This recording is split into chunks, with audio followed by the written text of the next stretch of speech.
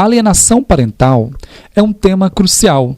Esse assunto ganhou ainda mais destaque da Lei 12.318 de 2010, uma ferramenta que protege nossas crianças e adolescentes, garantindo a igualdade entre pais e mães. A alienação parental é quando um dos genitores interfere na formação psicológica de criança e de adolescente.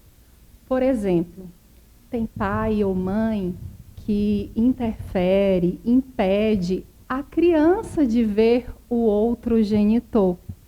Ou então, quando o pai ou a mãe desqualifica a conduta, o comportamento do outro genitor. Então, a criança, neste momento, ela está recebendo uma informação, um sentimento, uma emoção que é, por exemplo, da mãe.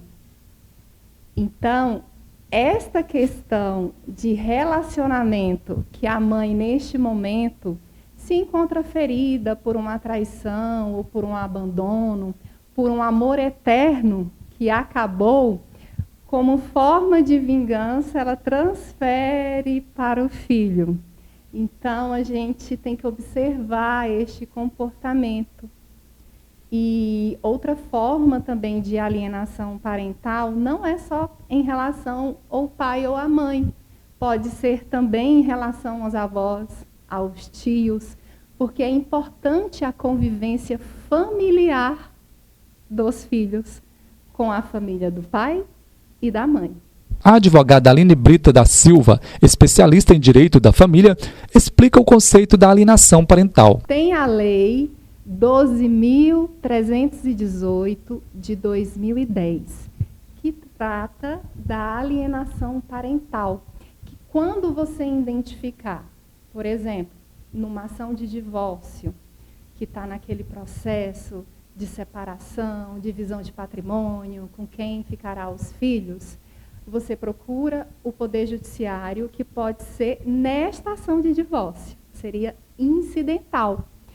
Ou então você ainda não tem nenhum processo judicial, você pode interpor uma ação autônoma, onde você será atendido pelo Poder Judiciário, com um tratamento psicológico, tem um outro termo que é interessante, que é biopsicossocial, que vai analisar a criança em si e também o meio que ela está vivendo.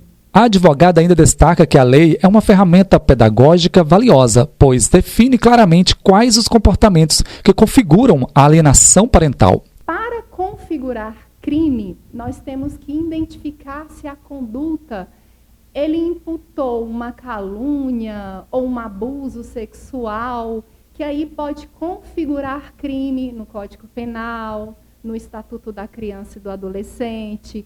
Tem a lei também, que eu anotei aqui, do Henri Borel, que trata desta questão de violência contra a criança, que lá também a lei estabelece a violência tanto física como a psicológica.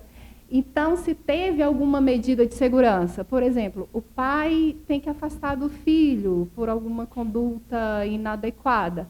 Se ele descumprir esta medida, pode configurar esta lei. A prática de alienação parental pelos pais é considerada crime quando prejudica negativamente o relacionamento da criança com outro genitor, como explica Aline Brito. Conversar com seu filho, conversar com outro genitor, a comunicação ela é essencial em nossas relações familiares.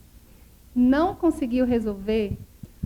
Procura um psicólogo, procura um terapeuta, procura um advogado para tomar as providências legais para o advogado, a advogada identificar se realmente configura ou não a alienação parental ou algum outro crime para ir ao Poder Judiciário.